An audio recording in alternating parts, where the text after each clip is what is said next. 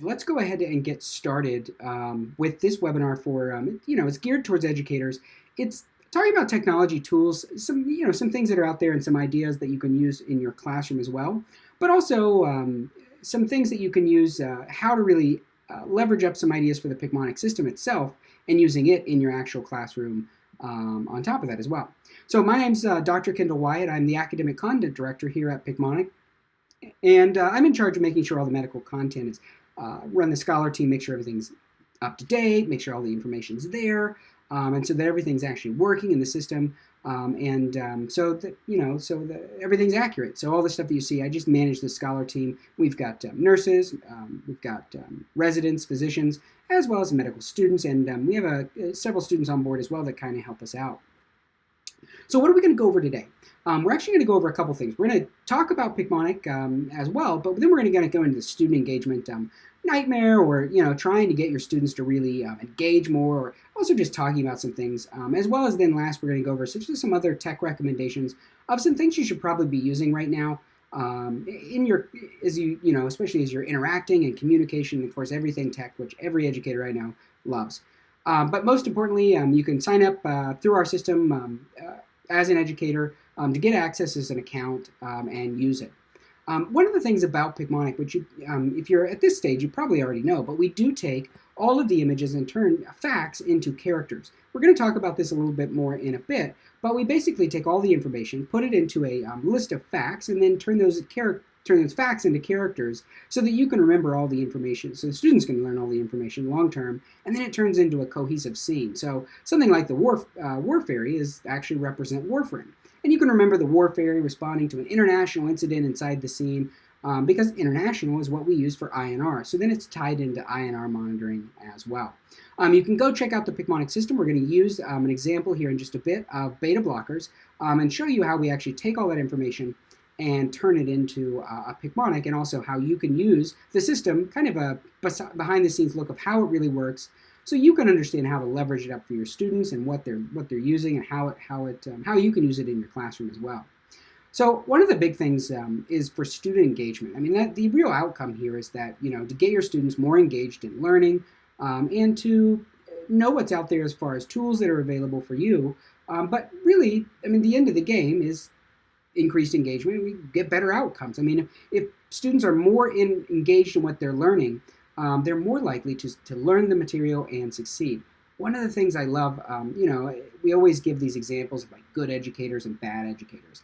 Well, I think anybody who's trying to teach or is teaching is, essentially not a bad educator, but some people are just better at it than others. One of the things is really just knowing kind of your demographic or who you're working with. And I know this seems very obvious, and I don't mean to belittle what you're talking about, but we know that most of the nursing student, I know that there's a lot of loculated areas where your school or your group of students may be a little, a different demographic. Well, I hear from lots of educators who have a very high percentage of ESL students, English as a second language, and I hear a lot of some schools or some curriculum are designed for students coming back and doing LPN to RN transition. So that maybe those are more maybe an older demographic. But in general, this information is from the National League of Nursing. You can find that as we look at all the students, the majority of them, the mass majority, are under age 30. So that's 30, and then of course what's now the aging group of millennials from the 2000s are all most of what you're teaching, and they're very technologically savvy and very engaged. Now, as you know, the average nursing educator is aged about 57, so maybe 58. I can't remember for sure, but it's not going to be maybe not the most tech savvy, and we understand that, and that's what we're trying to go over to kind of show you some more stuff, show you more things of who you're going to be teaching, and not. I mean, I know you know who you're teaching, but also just connect you with more of those tools. So if you know, then you can either, even if you don't learn them, you can also know how they work and know when to recommend them to particular students as well.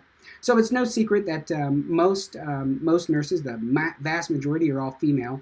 And they're usually around, again, they're under age 30. So myself, who was over 30, but when I went to nursing school, I was younger and much more beautiful, I feel like. But they're going to be under age 30, and that's that Nintendo 64 generation. And I know you think, well, girls wasn't really doing that, but they were, and even more so today. They're more interactive. That's when most of the cell phone generation really took off. And the first iPhone came out in 2007. So now we're looking at 10 years generations of software, and it's just second nature. So we're finding, or what I'm finding and what I'm seeing is so many students they're listening to the lectures and they're absorbing the information. But as we know, especially as we're looking at some of the rules that are cutting down the time that you have of classroom education, we're finding that even more students are finding they're going out for outside resources. And when you look at this, so many students are going and they're just Googling something in the evening, or after their classes, or sometimes even during the courses. But the biggest thing is, what are your students using? And it'd be good to actually survey your students and ask them, like, what are the websites you guys are using for additional information? Because we find that from the surveys we have here at Picmonic and myself, we find that most of the students are going to YouTube or Khan Academy, which is also through YouTube, as well as just a multitude of mobile apps. And as much as we hate as educators to say it, they're landing on maybe not the most reputable resources or not proven resources. And this is scary in the education world because, they're not vetted or they're not maybe the most up to date, or, you don't even know what they're looking at, bringing these resources back to you and throwing them up, bringing them up to you or challenging you with them. And I know that's the most annoying thing possible as an educator. But if you at least know what they're out there, or direct them to maybe a certain set of YouTube channels that certain information that is at least vetted and accurate, and teaching the most up-to-date content. And you'll find that so many of them, so many students are using materials that they're just finding some random video on the internet, and they're watching it and they're using that to learn because they're consumers. I love the term edutainment, especially today's industry, as our students are moving to be the tech students that they are, where there's lots of they want to be entertained with education, and it really turns into edutainment.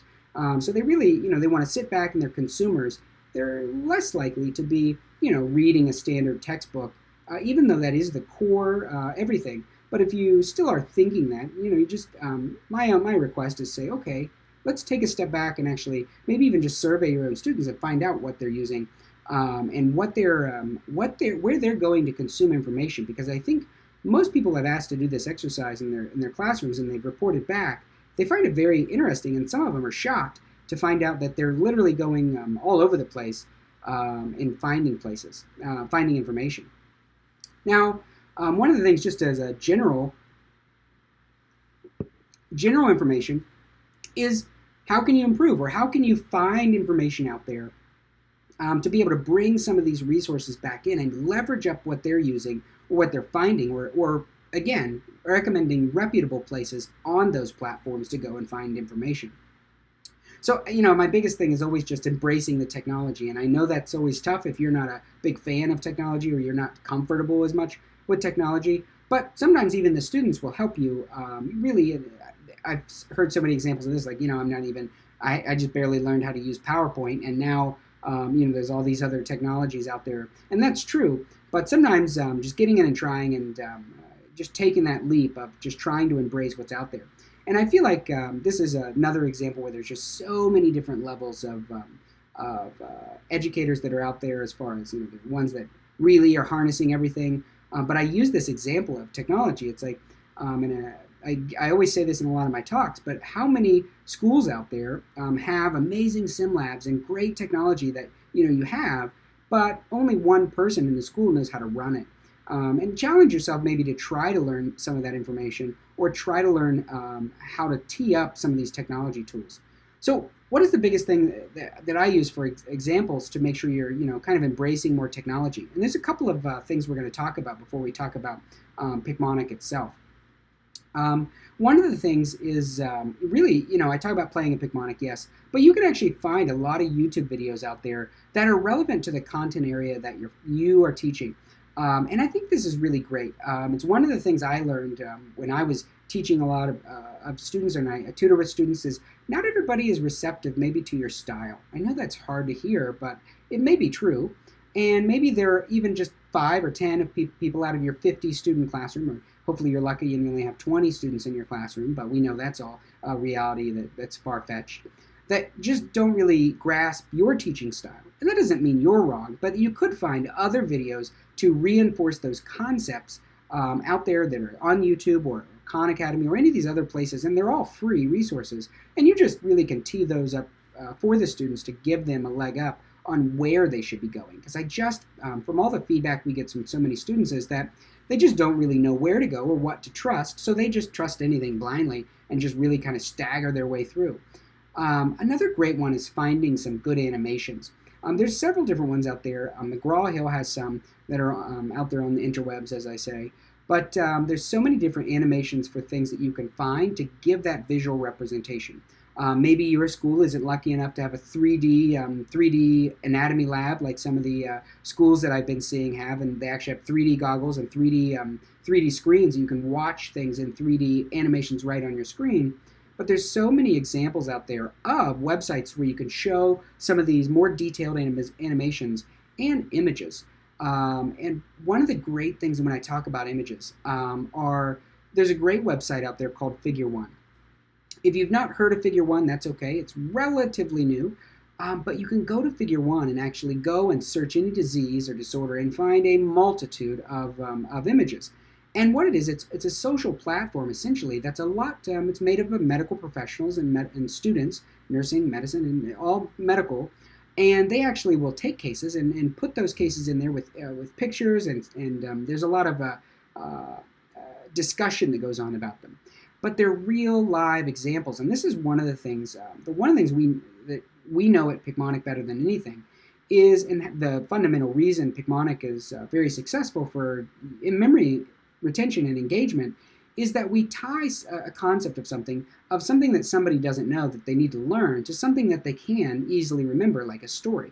And if you can it's very difficult, aside from your own experience, which I'm sure all of you have great experiences from the nursing world or education world or medicine or whatever, but Figure One is a place to go and get tons of great cases, and I actually find I recommend that you go and find some cases and actually use those as discussion in your classroom. They're free. You can sign up for a free account, but you can also contribute. And of course, there are the rules of making sure we protect HIPAA and all the other things that if you are recommending it to your students, make sure you just give that little bit of a tidbit of information, because I find that is a mistake a lot of people make on there as well. But just with that, one of the things I love is engaging students to go out and find these things for you. So maybe you're doing COPD. You actually tell the students to go to Figure One and find a COPD case, a great example, and then come back and present it to the classroom, or just, that idea of flipping the classroom with things like Figure One, which are made up of a lot of medical professionals, and to create good discussion with all of these great community tech and crowdsourced information tools that are out there. And it's less like the Wikipedia, lots of people are editing this and we're not sure if it's actually accurate or that it's, guaranteed to be vetted accurately by a true medical professional. These are things that are out there for discussion, and it's a great resource to use. And then lastly, of course, I always talk about simulation. I think simulation is great, but I just find so many educators and schools that have one sim lab, and that's fine. You can have one sim lab. But they just, the educators aren't up on the simulation, how to run it. Sometimes some of them are very complex. But you can also find those websites going, again, to see some 3D animations. And there's great other resources out there. Of course, they're come with a little bit of a hefty price tag, but other simulation websites that are out there as well that give you some more simulation to create those and cement those concepts. And that's one thing that's really great. But if there's anything that's a takeaway from this is, finding some good YouTube videos that reinforce what you're teaching in the classroom, and really suggesting those to your students yourself, as well as, same with the animations, or there's lots of great websites out there that have a bank of animations, and as well as Figure One, which has a great resource of tons of cases, and there's literally thousands of them added every day, and just think a little bit differently about it. Now, when we talk about what you should do with Picmonic, I don't think Picmonic is the only resource you should use. I would never say that. I think it's just one of the great things you should have in your toolbox to be able to tee up and engage your students even more. Now I've got this list. I'm actually going to walk through this list. We're going to talk about how to really just assign some Picmonics that your students maybe should learn. You can flip this before the classroom and assign them before they come and then reinforce those concepts, which I think is great. And Picmonic's a platform that's very easy to use on the go. So you can use it when the students can use it, when they're going to clinicals, when they're, in between classes. They can learn a Picmonic in just a few minutes. And that's one of the great things about it. It really wraps around this high yield concept. It's it's built around the concept to be fast to learn, and it really just builds the basics. And then you can build off of those basics and then build examples and cases from there. And of course, you could play a Picmonic in your classroom, which I do recommend the one caveat, because we have had a couple of educators that they didn't play the story audio before playing it in their classroom. So you just want to make sure that you listen to the story audio, because some of those story audios and storylines may not be something you necessarily agree with. Not that they're bad, but we do push the line of political correctness in Picmonic, and that's the point. That's what really makes it memorable. So just make sure, if you are going to play some, maybe just play those story audios to make sure those storylines aren't anything that your class may find offensive or whatnot. I don't think it's anything you need to seriously worry about, but I do throw that out there because I know there are a lot of schools that, have some guidelines or things, and I just don't want you to get in trouble. But 98% of them are absolutely fine. But it's always good to just make sure you know what you're playing before you play it inside of your Picmonic, because some of them are hilarious. Some of them are songs, it's designed to help the students remember. Now the last thing is, or the next two are just re-engaging, and I'm going to run through the examples of these, of integrating it in with your presentations, the Picmonic characters, and in engaging them, how you can actually engage them in the classroom using our actual recall quiz. So I just want to talk through these examples and give you a good overview of what you could be doing. Now, one of the things that's so great about Picmonic, and so many people don't get this right away until they learn it after the fact, but everything in Picmonic it's a lot like learning a language, but it's like learning a language of characters and that go into these stories, and they're always consistent. So when you're learning something like hypo and hyper, we're always going to show hypo as a hippo. Every time we show hyper, it's always some type of hiker. Now these two have a magnesium magazine on their back, and that's for hypomagnesemia and hypermagnesemia. And every time we see magnesium, whether it's a lab value or a disease or a drug, it's always going to use a magnesium magazine combined with whatever character that's out there. And they're all inside of these scenes. Now that sounds like a lot of extra work. I don't disagree with you that it sounds like a lot of extra work, but what the magic of Picmonic does is it actually is tying in a lot of those concepts together. A lot of the things that students don't get right away, but it ties in all the concepts of the big picture so that they can link diseases and disorders through similar characters. And we actually have our system is designed, you can actually go and see the related characters or related topics, but it searches through our database of the similar characters to be able to show them. So if a student is learning something like the lab values, and they need to learn the lab values, well, we're going to have a Picmonic on that with that magnesium magazine. Then we're going to see maybe fundamentals and learning about the electrolyte imbalances. We're going to have hypo and hypermagnesemia in different scenes. But then we even tie it in when you go into magnesium sulfate for pharmacology and another scene with our magnesium magazine, as well as tying it into other disorders that you use magnesium as treatment, like eclampsia, preeclampsia. So it really ties in a lot of these concepts, and that's what's really great about how our system works. To when you recommend these, when you're using these in your classroom, you can always tie that in. And I think Picmonic is great to use as an example when you talk about something like magnesium. If you're very familiar with our system and you get very familiar with it, you can even think about those same characters. So let's say you're teaching about hypermagnesemia, and you teach the signs and symptoms of hypermagnesemia, decreased DTRs and decreased respirations. But what's the antidote of too much magnesium? Well, it's calcium gluconate. So you can learn inside of our Picmonic our little calcium glucone character. But when you're teaching those other concepts, it's like, well, let's tie that to pharmacology. So if we have a patient who we're giving magnesium sulfate to control contractions, what is the sign of magnesium sulfate toxicity? And you can tie it back to the concept, and then again, that same antidote of calcium gluconate. And of course, that's inside of, here's our little calcium glucone character inside that Picmonic as well. You can go in and see all these things, but it's also just another resource that students use, and it literally uses fun characters and scenes to tie in and relate a lot of the concepts. And that's really what I find is so many students have trouble with, is really just putting it all together so that they can critically think how these things interact. And that's really the way it works. So when you're learning the Picmonic system, you can learn inside of here how it goes through with by learning how our characters associate. So when you teach something inside the system, you can teach beta blockers, for example, is a great example. You're going to see that everything matches as a fact to a character. So a beta blocker is a beta is a beta fish inside Picmonic, always consistent. But beta blockers, the medication, is always going to be a beta fish on a set of blocks. So if we're learning about beta blockers, the medication, you're going to be able to go through and see the information. I just need to fix my screen here so you can see the little play bar. There we go. I think I've got to pull that. There we go. So you can go through and see beta blockers, and then what happens is you're going to see that fact list over on the left-hand side. Now that's essentially what gets played through. You can add facts to that. Students can make their own notes from your lectures and whatnot. But what happens is each character then becomes inside of a cohesive scene. So if I looked at the next topic, which is remembering OLOL ending, the OLL suffix becomes an OLOL lollipop inside Picmonic. And the joy of it is, as students go and learn everything together, it all gets tied together inside of this scene. So when they're learning that drug, they can learn about it, and you can go in and teach all the physiology, but you could actually show a Picmonic like this and play a Picmonic of the highest yield, the most important information, and build off of that.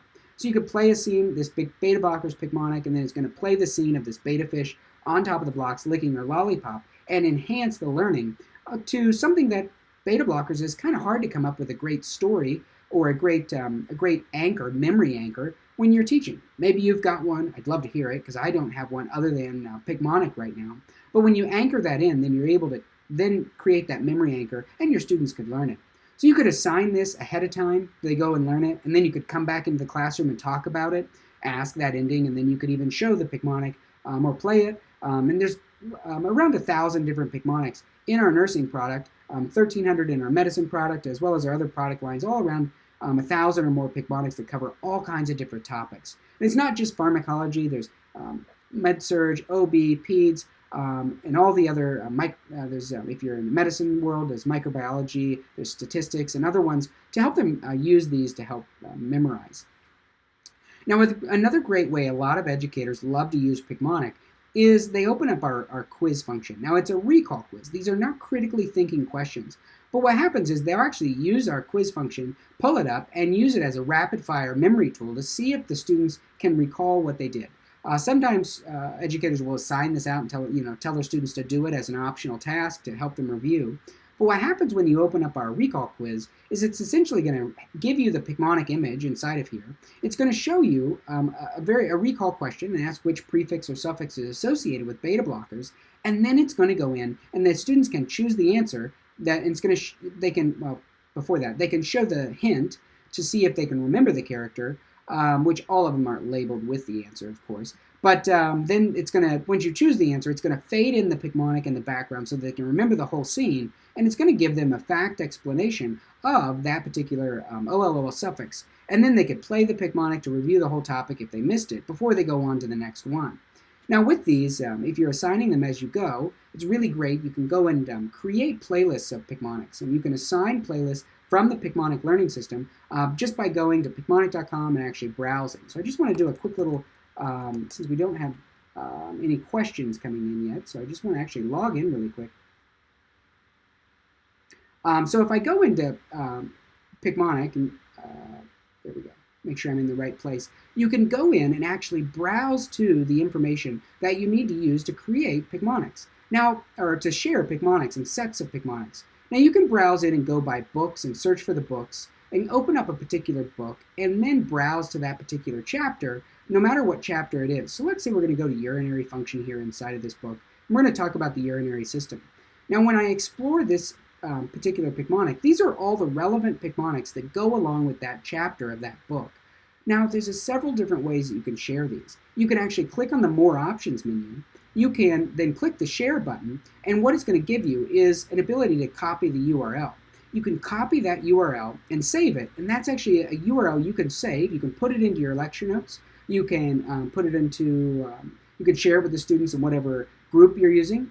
Or if you don't like this particular list, maybe you don't think they need to learn about the nephron and they really only need to learn about drugs affecting this area of the body, the urinary system, then you can actually go in and create and add Picmonics individually to your own playlists. So you can share that link, which will open up this set of 13 Picmonics, or you can click on the little More menu right here. And when you click on that, then you can actually go in and add to a playlist.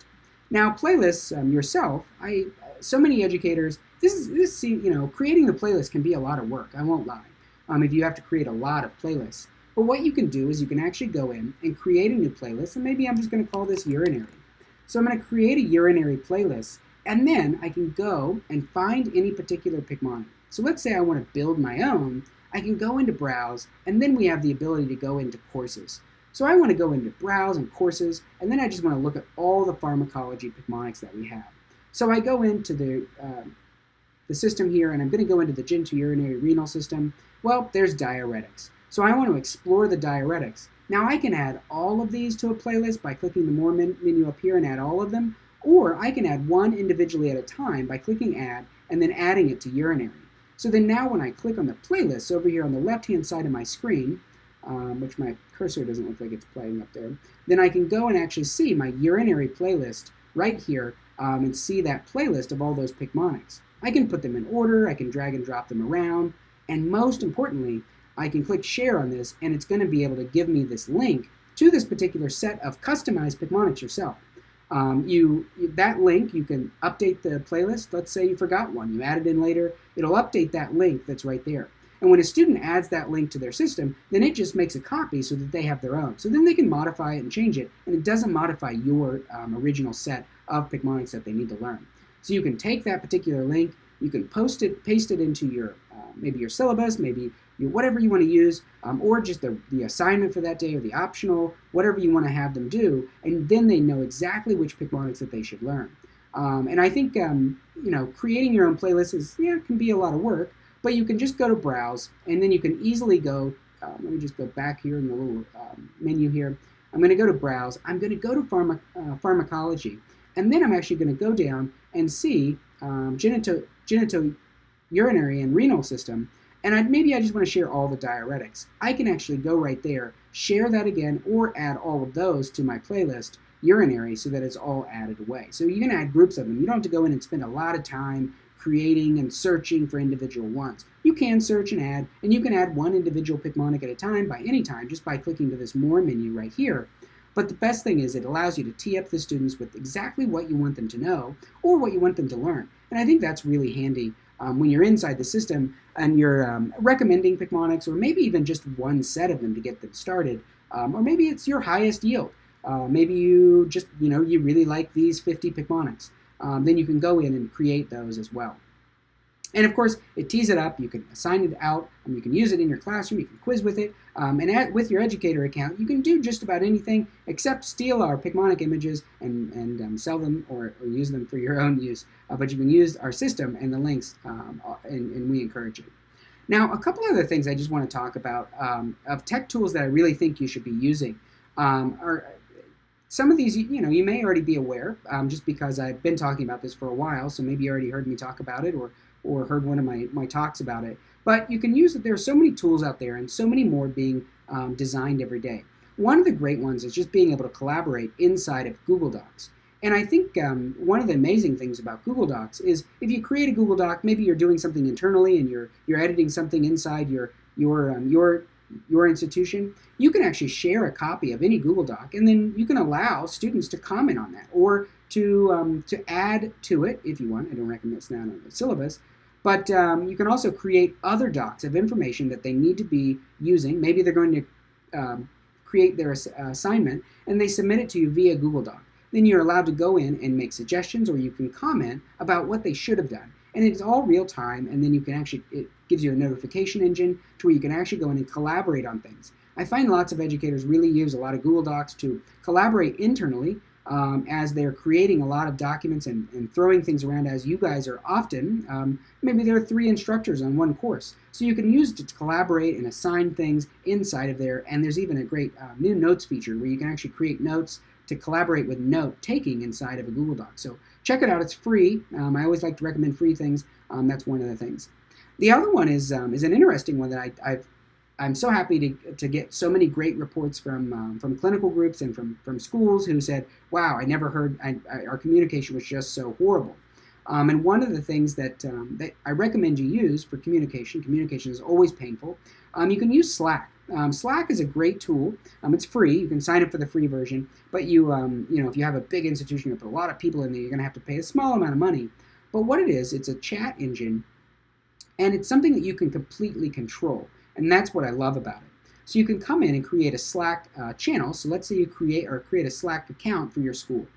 You create one for your school, then you can create individual Slack channels for each of the courses. And you can add students to those channels to send notifications. You could create a Slack channel just for maybe your clinical group. Someone then can, you create admins inside of there, and what they can do is then the whole Slack interface, there's apps that works on the web, it works across every device. It allows you to give notifications. Maybe you want to have a clinical group Slack, which is going to tell you about, you're running late. No more of this, I didn't get the text kind of thing. I didn't get the information. And you also don't have to pass out your personal cell phone number when you're doing these types of clinical things. From an educator high-level view, I think it's really great to be able to control your clinical groups. You can also see what they're communicating about because it's all there, it's all recorded. And then you can also make sure that, yes, this communication did happen, and as well as jumping into some other channels, as they call them, to, communicate internally, and then that can be then passed along into the other student channels. It's a free resource to go out and try and use. It's very inexpensive if you do have even if you have a decently large school that you want to put a lot of people in.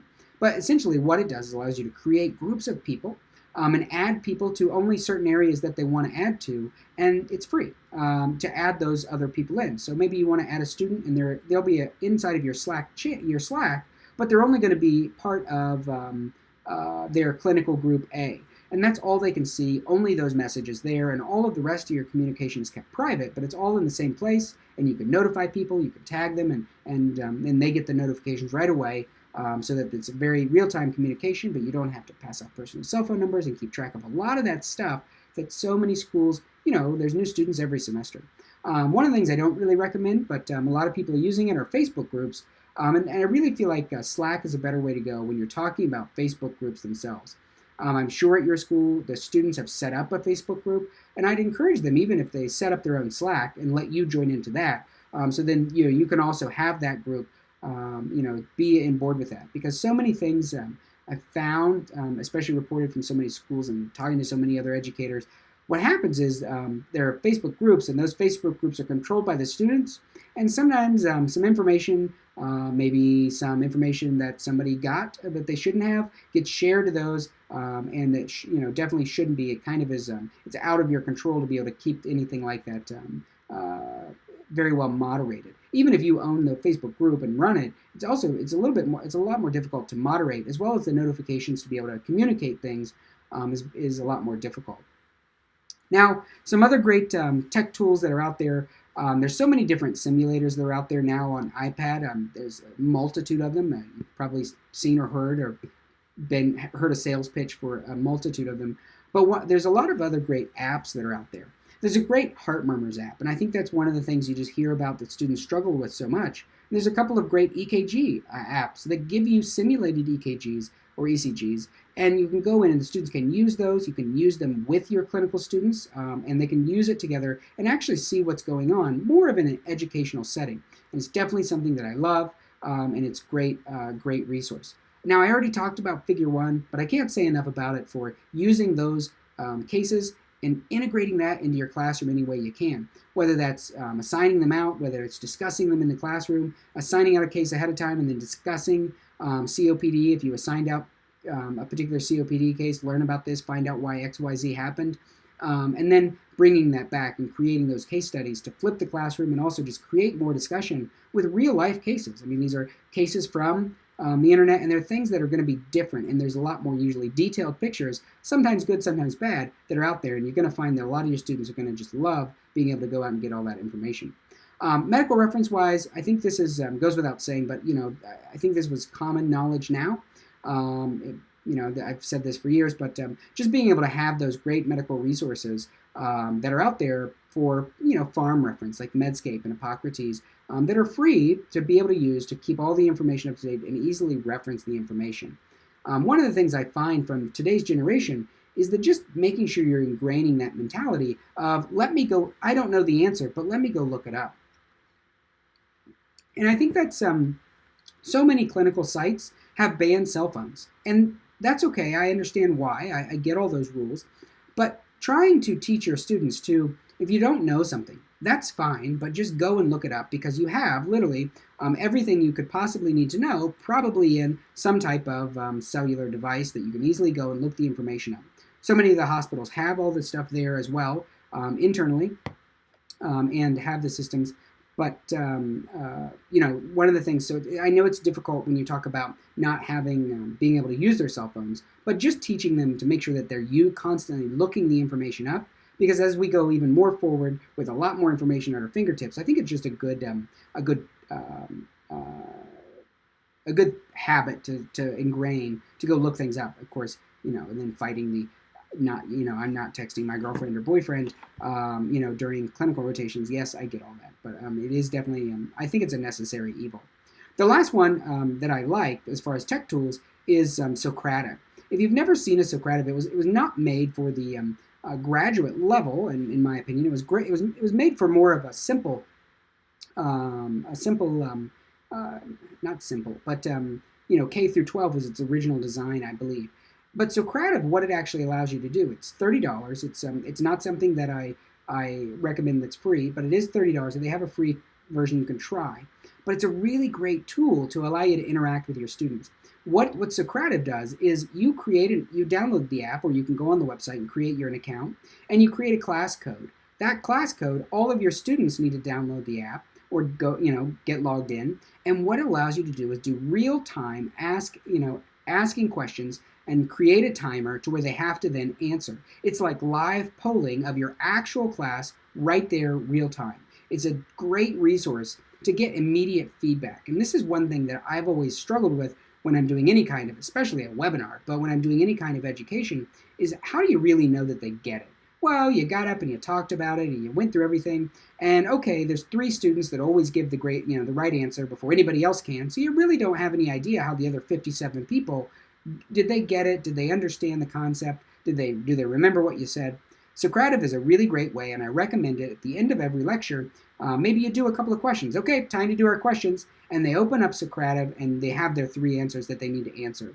I've seen this also used as another way to have extra points for attending class and answering the questions. And then, if they get the answers correct, of course, it's going to give you a printout of everything that is correct and incorrect and how they answered. It's easily right there to give you a more engagement, but also to get students to pay more attention. I see it used as pop quiz, or in the beginning of classes as well, to see if you remember what was from the last one. But what I love about it is it allows you to get that immediate feedback of, okay, we just talked about the nervous system. Now let's see who really knows anything about myasthenia gravis and those antibodies towards what. And you can ask questions in there, and really good. You can also have some fun with it as well.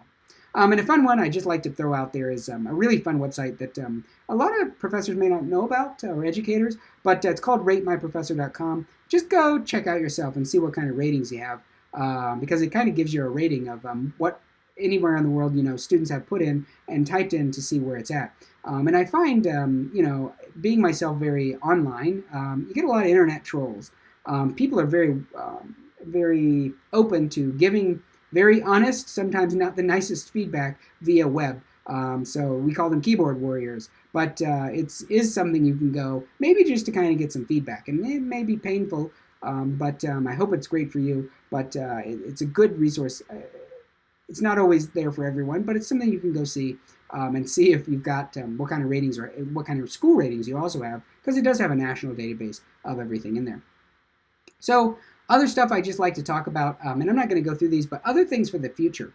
We talk about the revolution of Pokemon Go, but what it was, the game, and it's not an app you need to use in your classroom, but it's augmented reality. So, it's so fun to think about what the future holds. A lot of schools have adapted 3D, so the students wear 3D glasses and they have 3D monitors and software that actually shows anatomy labs that are 3D. That's something that, it's it's kind of it's very there in a lot of the classrooms, I think, that have a little bit more money. But I think augmented reality is coming to more of a world where augmented reality and the technology around it is going to allow us to do a lot more high quality simulations and other things with it, and I'm super excited about what it is. What is augmented reality? If you don't know about Pokemon Go, I don't judge you, that's okay. But essentially what it does is it puts a game interface over top of a real world picture. So let's say I'm here and I'm just going to pretend that I'm sick. Maybe it would show an EKG monitor off to the right after I would, tell it that, what is the EKG of this patient. And it's interacting with a real person through a screen, so you can see a little bit more technological and other information. So it just takes real world things and puts it into the environment. So maybe it's going to be a room, classroom, whatever you're in. It's pretty cool. Virtual reality wise, there's so many great things coming out with this with anatomy. And when I talked about 3D animations, there's several apps that are out there, but there's a really great and up and coming. They're building their database. When I first talked about them, they were brand new. But Cyber Anatomy out there, you can go check it out. It's a complete cyber virtual reality. So you got to wear the whole headset. It turns around. It can be a little disorienting. But big companies like Facebook and Google are really pushing the virtual reality world. But there's a lot of other companies like Cyber Anatomy, which are literally creating 3D models that you can manipulate and see and look around and actually look around a body. And it's really great things that are on the way. Now, 3D printing, you can actually go 3D print anything now in 3D models. You can go to, it used to cost thousands of dollars to get some of these models, but you can go to things like Shapeways and actually make a model of anything. So if you want a model of me, you can go to Shapeways and, upload a 3D image of myself and then print it out for like $50, depending on the detail and what you want printed in. You can print in plastic, you can print in metal. There's so many things coming along with that as well. And I challenge to see what the future holds with it for us to get more interactive things that we can use. But as everything goes forward, the point is there's a lot more information to data. And I think you should try to use this, as for yourself as much as you can. But with the technology, and my biggest, my fun talk that I always talk about are ways students are cheating. Because with more technology comes a lot more tech-savvy cheaters. Today or this week or last week, there was the hack of Netflix, and some of their episodes got stolen and they released them on the internet. Well, some of those security breaches sound like they're super high-tech and that they took a lot of work to do. But sometimes it's literally as simple as very simple things that students right now in your classroom could download. There's a lot of things. Protecting your thumb drives, the little USB sticks, protecting those, making the contents of them password protected. It's actually really simple to be able to copy that information, everything on one, very quick. So there's a lot more things that are going to be coming out with protecting what you're doing, because as everyone knows painfully, once any version of a test or something is copied or gets out there, it's unfortunately out there in the world forever, and there's nothing you can do to stop it. You just have to kind of redo it. And I feel like that's the sad part, but it's unfortunately the reality. And there's so many other tech ways, tech savvy, that students are actually cheating, and unfortunately against their own future, they just seem to always cheat, and I feel like it's a desperation thing. But it's very true, and it's only getting a lot more technological. So it's going to be something we're all going to have to watch as we go through. So one of the things I always say, if you're trying to limit your technology in the classroom, you're definitely on the wrong side of technology. Limiting everything is going to be the wrong attitude, and I know that's hard. No laptops in my classroom or no phones in my classroom, but trying to just tie what you're teaching into more engaging technological tools, that may be more of the fix here, to be able to tee everyone up and to ultimately lead to more student success, and that's the real goal here. If you have any questions on anything we talked about, or you want more information on anything that I talked about, or you just want to send free candy or a hug, you can reach out to us at feedback@picmonic.com. You can go to picmonic.com and check it out. You can sign up for a free account. And if you want to try access, you want to get access for your school, you can always email us at feedback@picmonic.com to get more information, to get everything you need to know, and to get started with Picmonic, as well as finding out our other resources we have out there for you, because at the end of the day, we're in this together. The whole idea is to really just increase student engagement and to get better outcomes, to get people to understand the concepts better. And at Picmonic, we want to connect all the educators in the world with all the technology in the world, and try to get as many of you up to speed on at least using a little bit more. Because sometimes just taking a little tiny step is going to give you such great success. And if I had one recommendation, try something like Socrative. It's a little harder to get set up, but just try it. Even try it with a small group, maybe a clinical group for fun, because there's so many different applications for it where you can ask questions about what you're going on. And you just put the questions in, you put the answers, the right answer, flag it, and it's so much fun. And you also can create a game out of it. You make a lot of fun with how that software works to engage your students. And of course, always go out and check out Picmonic. You can check out Picmonic at picmonic.com. And always, we appreciate you coming. I'm Dr. Kendall Wyatt, the Academic Content Director here at Picmonic. I hope you enjoyed it. You can check out all of our other videos on YouTube. If you have any other questions, as always, you can reach out to us at feedback@picmonic.com and check out our other videos. We've got lots of other videos for different information that's in there, and it'll get you going. Thanks for joining us tonight, and as always, have fun teaching.